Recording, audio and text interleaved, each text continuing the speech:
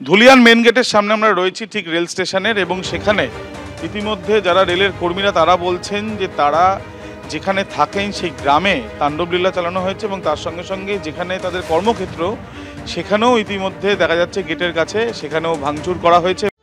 Khukumoni herbal liquid সিঁদুর তুলসী ও চন্দনের গুণে সমৃদ্ধ। এটি ত্বকের পক্ষে যেমন সহায়ক, ব্যবহার করাও তেমনই সহজ। তার সঙ্গে সঙ্গে তাদের বাইকেও আক্রমণ করা হয়েছে। আপনার বাইক কি হয়েছে? আমার বাইক স্যার আমি এখানে রেখে গিয়ে আমি ওষুধ কিনতে গিয়েছিলাম, ওষুধ কিনে এসে দেখছি স্যার মানে বাইক আমি কোনো মতন সরানোর চেষ্টা করেছিলাম, কিন্তু স্যার সরানোর চেষ্টা অনেক হাজার হাজার জনতা স্যার। আমি সেই মুহূর্তে আমি এখান থেকে বেরিয়ে চলে যাই। তারপরে এসে রাত্রেবেলা এসে দেখছি স্যার বাইক পুরো ছাই হয়ে ওইখানে টেনে নিয়ে চলে গেছেন। তো ওখান থেকে দেখছি বাইকের অবস্থা পুরো একবারে হয়ে গেছে। বাড়িতে বা ধরুন আমাদের স্যার গ্রামের পরিস্থিতি একবারে খারাপ। ওখানে মোটামুটি যে আমরা 300 মতন ঘর আছি, ওখানে 200 ঘর 1.5 থেকে 200 ঘর পুরো ছাই হয়ে গেছে, একবারে জ্বলিয়ে দিয়েছে। মানে এমনকি জামা কাপড় ছাড়া কোনো কিছুই নাই ওখানে। পড়ার আর খাওয়া দাওয়া তো কোনো ব্যবস্থা ছিল না। রাত্রে আমাদের বিডিও অফিস থেকে খাবার খিচুড়ি নিয়ে গেছে, ওখানে ওই ব্যবস্থা করে আমরা রাত্রে ওইভাবে খেয়েছিলাম। এদের অবস্থাও তো খারাপ। কিছু লোক প্লেস করা হয়েছে, ওই প্লেস যে আমাদের পালালপুর উপার আছে, ওখানে হাই স্কুল আছে এবং মন্দির আছে, ওখানে গিয়ে ওরা সব ওখানে জায়গা করে আছে। আর আমরা কিছু মোটামুটি আমরা মুষ্টিমে মোটামুটি 10-12 ঘর মতো আছি, আমরা সাহস নিয়ে ওই মানে ঘর থেকে বেরোতে পারিনি। এইভাবে আমরা করেছিলাম, মানে আমরা এমন পরিস্থিতির মধ্যে ছিলাম যে আমরা ওখান থেকে বেরিয়ে আসা। আপনার চোখে জল? হ্যাঁ স্যার, চোখে জল। আমাদের কিছু করার নাই স্যার। বাচ্চাদের নিয়ে কি? বাচ্চাদের নিয়ে স্যার ওই তো আতঙ্কে দিন কাটাচ্ছিলাম, রাত ওইভাবে আমাদের পার হয়েছে। শান্তি চাইছেন তো সবাই? অবশ্যই শান্তি চাইছি স্যার, কিন্তু এই মুহূর্তে মানে কি বলবো আর কি, মানে আমরা পুলিশ তো রয়েছে, সেন্ট্রাল ফোর্স। আমি স্যার 100-তে কল করেছিলাম, সেই মুহূর্তে আমাকে কমপ্লেন নিয়েছিলেন। তারপরে স্যার মোটামুটি 2 ঘন্টা কেটে গেছে, তারপরে স্যার আমাদের কোনো রিপ্লাই পাইনি আমরা।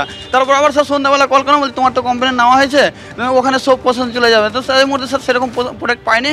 মোটামুটি দুপুর 2টা-2:30 নাগাদ পর তারপরে স্যার আমাদের প্রোটেক্ট দিতে শুরু করে। স্যার সেই মুহূর্তে স্যার অনেকগুলো ঘর পুড়িয়ে ছাই করে গেছে। এমপি গেছিলেন, এমএলএ গেছিলেন, কোনো রিপ্লাই ছিল না স্যার ওখানে।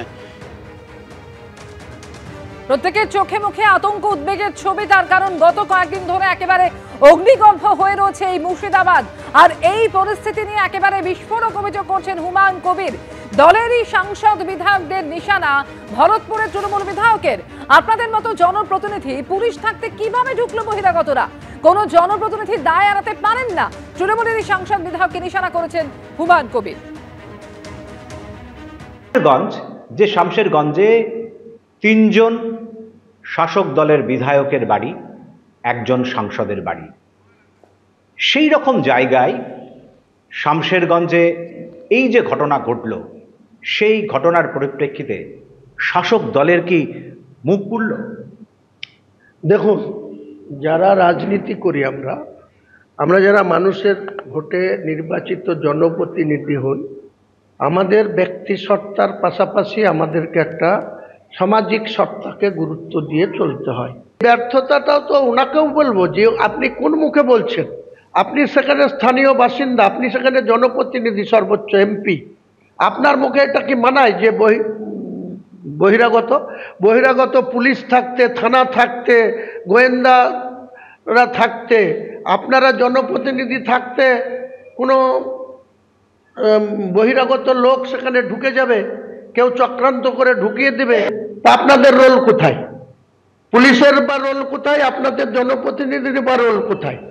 আমরা যেখানে বসবাস করি সেখানে শক্তিপুর রাজ্য প্রশাসনের কাছে একদম এই যে একেবারে জঙ্গিপুর থেকে শামশেরগঞ্জ এই যে জার্নিটা, প্রায় একবারে মঙ্গলবার থেকে একবারে শুক্রবার পর্যন্ত এই যে গন্ডগোল, এবং শনিবার গতকালও ঘটনা ঘটলো, এই সময় তাহলে কি জনপ্রতিনিধিরা, আপনার 9 জন বিধায়ক আছে ওখানকার, জনপ্রতিনিধিরা এবং প্রশাসন দুজনেই কি এই দায় জনপ্রতিনিধিরা কোনো মতেই এড়াতে পারেন না বা অস্বীকার করতে পারেন না যে তিনাদের গাফিলতি হয়েছে, তিনাদের ত্রুটি হয়েছে। লোকাল জনপ্রতিনিধি শুধু এমএলএ এমপি না, ওখানে 3 স্টার জনপ্রতিনিধি রয়েছে, প্রধান রয়েছে। কমিটিতে যদি ত্রিস্তরীয় জনপ্রতিনিধিদের ইনভলভ করে দিত, তাদের উপরে যদি দায়িত্ব চাপিয়ে দেওয়া হতো যে তোমার এলাকা থেকে লোক বেরিয়ে গিয়ে অমুক জায়গায় যাচ্ছে, গিয়ে তারা আইন ভাঙছে, এটা তো করার দায়িত্ব ছিল জেলা প্রশাসনের। জেলা প্রশাসনও কি?